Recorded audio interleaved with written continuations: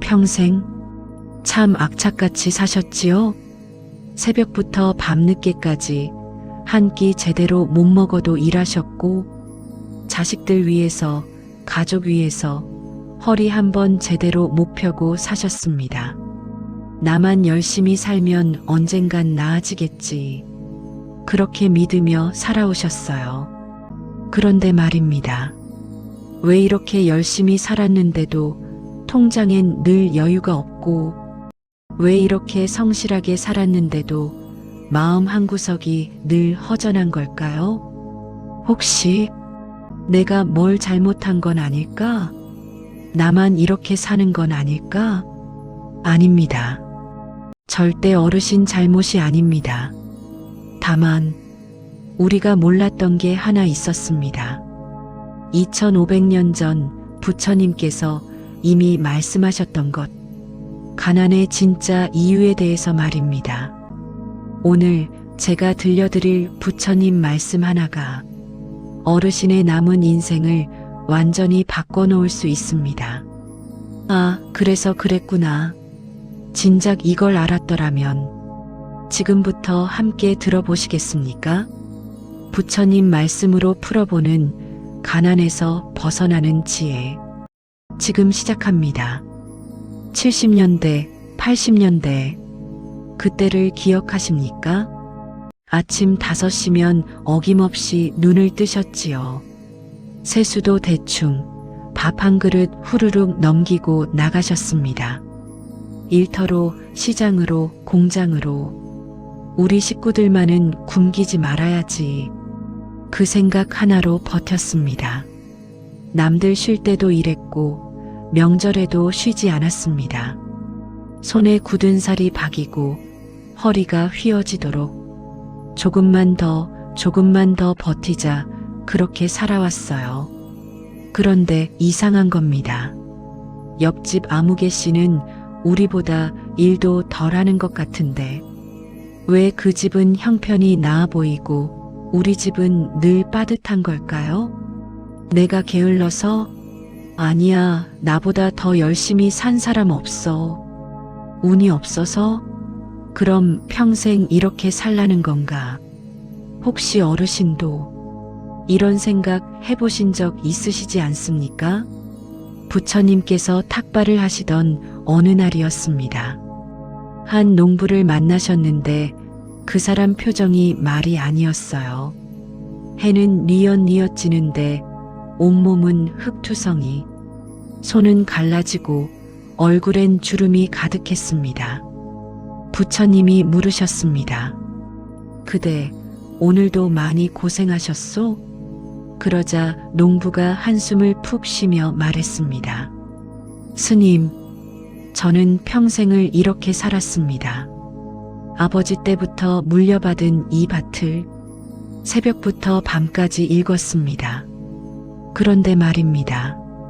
옆밭 주인은 저보다 일도 덜 하는데 매년 풍작이고 저는 아무리 애써도 겨우 입에 풀칠할 정도입니다. 저는 전생에 무슨 죄를 지은 걸까요? 왜 이렇게 열심히 살아도 가난한 걸까요? 어르신, 이 농부의 말이 낯설지 않으시지요? 마치 내 이야기 같지 않으십니까? 부처님께서 농부를 보시며 천천히 말씀하셨습니다. 그대가 가난한 것은 게으르기 때문도 아니고 운이 없어서도 아니오.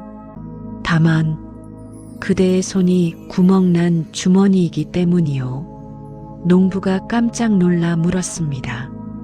손이 구멍난 주머니라니 무슨 말씀이십니까?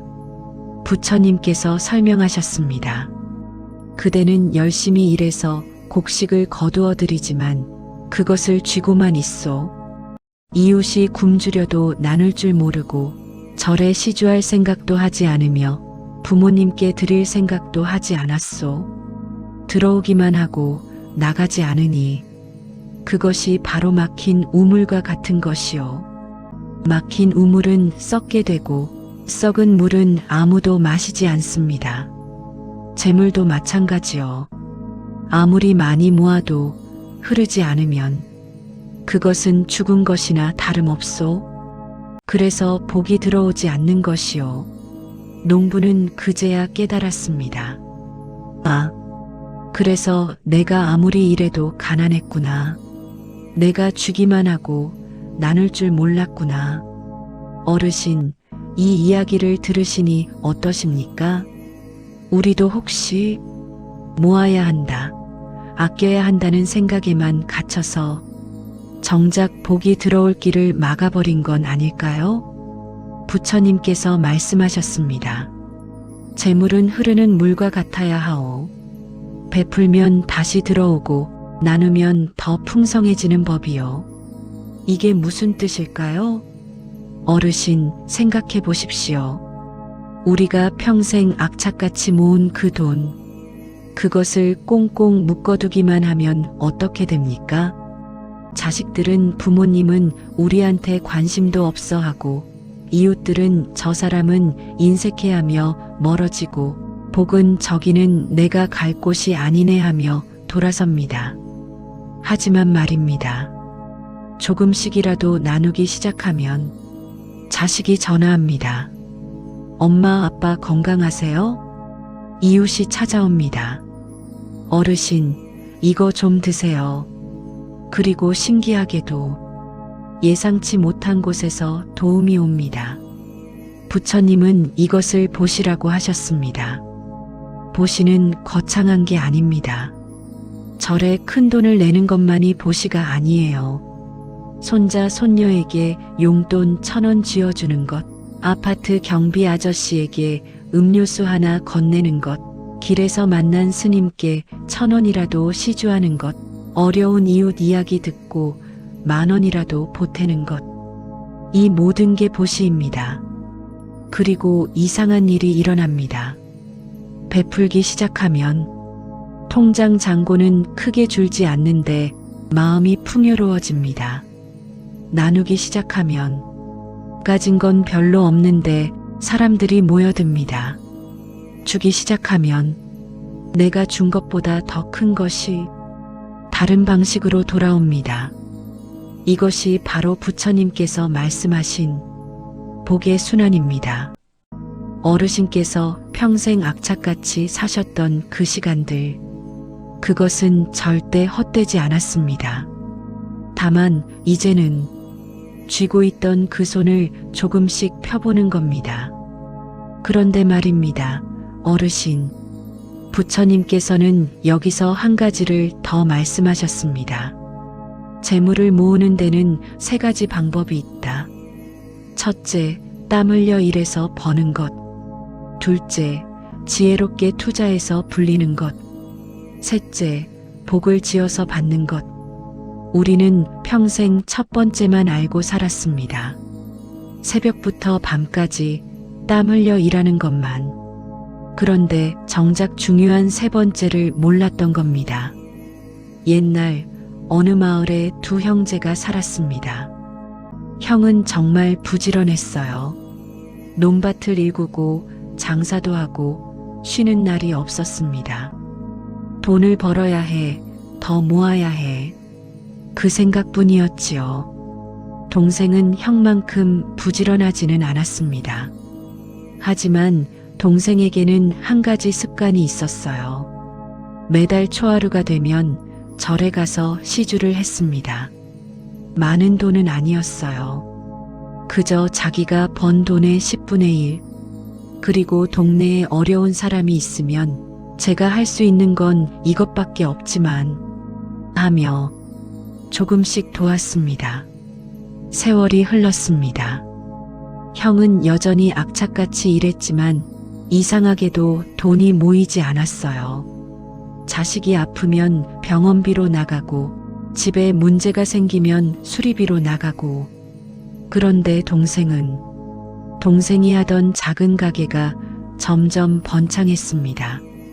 손님들이 저 집 주인은 참 좋은 사람이야 하며 자꾸만 찾아왔어요. 어려울 때 도움을 받았던 사람들이 은혜를 갚고 싶다며 좋은 기회를 소개해 주었고, 절에서 알게 된 보살님들이 우리 아들 가게 물건은 거기서 사야지 하며 단골이 되었습니다. 형이 동생에게 물었습니다. 너는 나만큼 일하지도 않는데 어떻게 나보다 형편이 나은 거냐? 너한테 무슨 비결이라도 있느냐? 동생이 대답했습니다. 형님, 저는 특별한 비결이 없어요. 다만 제가 번 돈을 혼자만 쓰지 않았을 뿐입니다. 절에 시주할 때마다 부처님, 이 공덕이 어려운 이웃들에게 가기를 하고 빌었고, 어려운 사람 도울 때마다 언젠가 나도 어려울 때가 있을 텐데 그때 누군가 나를 도와주겠지 했습니다. 그랬더니 정말로 제가 어려울 때마다 누군가 도와주더라고요. 신기하게도 말입니다. 어르신, 이게 바로 복짓기입니다. 우리가 베푼 것은 사라지는 게 아닙니다. 보이지 않는 곳에 쌓이고 있다가 우리가 가장 필요할 때 돌아오는 겁니다. 왜 우리는 베풀기를 두려워했을까? 그런데 어르신, 솔직히 말씀드리겠습니다. 우리 세대가 왜 이렇게 되었는지 아십니까? 우리는 전쟁을 겪었고 가난을 겪었습니다. 배고픔이 뭔지 없어 본 사람만 압니다. 그래서 우리 부모님들이 우리한테 뭐라고 하셨습니까? 아껴야 한다. 모아야 한다. 함부로 쓰면 안 된다. 이게 우리 머릿속에 각인됐어요. 틀린 말씀은 아닙니다. 정말로 아껴야 했던 시절이었으니까요. 하지만 시대가 바뀌었습니다. 이제 우리는 굶지 않습니다. 집도 있고 자식들도 다 컸고 통장에 얼마라도 있습니다. 그런데 여전히 우리는 아껴야 해, 모아야 해, 나중을 위해 이렇게만 살고 있는 겁니다. 그러면서 이렇게 생각하시지 않으셨습니까? 내가 이렇게 모아놓으면 나중에 자식들이 편하겠지. 그런데 정작 자식들은 뭐라고 합니까? 엄마, 아빠, 그 돈 쓰세요. 우리는 우리가 알아서 해요. 부모님이 편하게 사시는 게 우리한테 더 좋아요. 하지만 우리는 못 씁니다. 평생 아끼는 습관이 몸에 배어서 돈을 쓰는 게 무서운 겁니다. 외식 한번 하려고 해도 이 돈이면 집에서 며칠 먹을 수 있는데 하고 손자 용돈 주려고 해도 너무 많이 주면 버릇 없어지지 않을까 하고 절에 시주하려고 해도 이거 모으면 병원비 될 텐데 합니다. 그렇게 꽁꽁 묶어두고 살면서 왜 내 인생은 이렇게 힘들까? 왜 복이 없을까? 이렇게 생각하는 겁니다. 이제는 우리 자신을 용서할 때 어르신, 그동안 정말 고생 많으셨습니다. 우리가 잘못한 게 아닙니다. 우리는 살아남기 위해, 가족을 지키기 위해 최선을 다했던 것 뿐입니다. 하지만 이제는 그 손에 쥐고 있던 것을 조금씩 내려놓으셔도 됩니다. 통장에 몇 천만 원 있는 거 관 속에 가져갈 수 없습니다. 자식들 주려고 모아놓은 돈 상속세로 반은 나가고 자식들끼리 싸우는 씨앗이 되기도 합니다. 그것보다는 살아계실 때 베푸십시오. 살아계실 때 나누십시오. 살아계실 때 복을 지으십시오. 그러면 자식들이 어르신을 보며 배웁니다. 우리 부모님은 참 좋은 분이셨어. 손주들이 어르신을 기억합니다. 우리 할머니, 할아버지는 따뜻한 분이셨어. 그리고 가장 중요한 것, 어르신 자신의 마음이 편해집니다. 나는 내가 할 수 있는 걸 다 했어. 이제 여한이 없어. 이렇게 생각하시게 됩니다. 제가 아는 어느 할머니 이야기를 해드리겠습니다. 그 할머니 올해 86이십니다. 평생을 정말 악착같이 사셨어요. 남편은 일찍 돌아가시고 혼자서 자식 셋을 키우셨습니다. 식당 일, 청소 일 안 해본 일이 없었습니다. 그렇게 모은 돈이 8천만 원 정도 됐습니다. 할머니는 그 돈을 꼭꼭 숨겨두고 사셨어요. 이건 내관값이야. 자식들한테 짐 되면 안 돼. 그런데 어느 날 절에 가셨다가 스님 법문을 들으셨답니다. 보시는 가장 큰 저축입니다. 이승에 쌓아두는 것보다 저승에 쌓아두는 것이 100배 낫습니다. 그날 밤 할머니는 잠을 못 이루셨대요. 내가 뭐라고 살았나? 그저 모으기만 하고 쥐기만 하고. 다음 날부터 할머니가 변하셨습니다. 매달 10만 원씩 절에 시주하기 시작하셨어요. 동네 독거노인들 밥 사주시고 손주들한테 용돈도 넉넉히 주시고 길에서 만나는 스님들한테도 시주하시고 그랬더니 신기한 일이 벌어졌답니다. 첫째, 자식들이 달라졌어요. 엄마, 요즘 표정이 왜 이렇게 밝으세요? 하며 더 자주 찾아왔습니다. 둘째, 건강이 좋아지셨어요. 마음이 편하니까 잠도 잘 오고 소화도 잘 돼. 셋째, 예상치 못한 돈이 들어왔어요.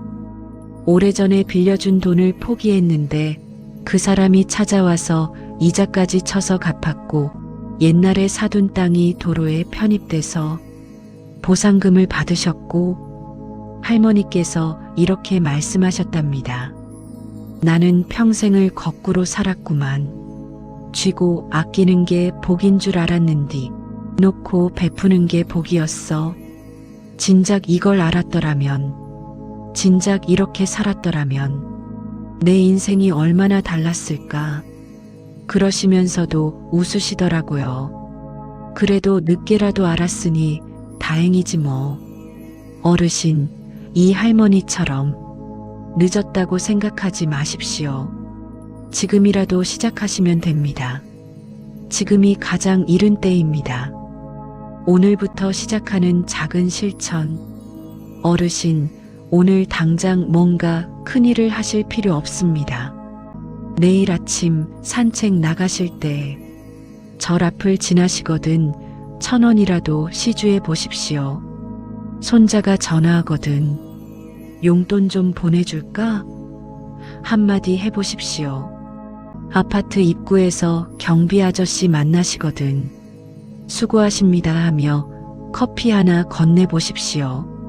그렇게 작은 것부터 시작하시면 어느 날 어르신은 느끼실 겁니다. 아, 내가 이렇게 마음이 가벼울 수가 있구나. 아, 베푸는 게 이렇게 기분 좋은 일이구나. 그리고 신기하게도 주변에 좋은 일들이 하나씩 생기기 시작합니다. 부처님께서 말씀하셨습니다. 베푸는 자는 가난하지 않고 나누는 자는 외롭지 않으며 주는 자는 복이 끊이지 않는다. 어르신께서 평생 열심히 사신 그 삶. 이제는 그 손을 펴고 조금씩 나누며 사실 때입니다. 그러면 남은 인생이 지금까지와는 완전히 달라질 것입니다. 오늘도 들어주셔서 고맙습니다. 어르신의 남은 인생에 복이 가득하시길. 부처님의 지혜와 함께 항상 평안하십시오. 나무아미타불 관세음보살. 오늘 말씀도 좋으셨다면 좋아요, 구독, 댓글 부탁드립니다.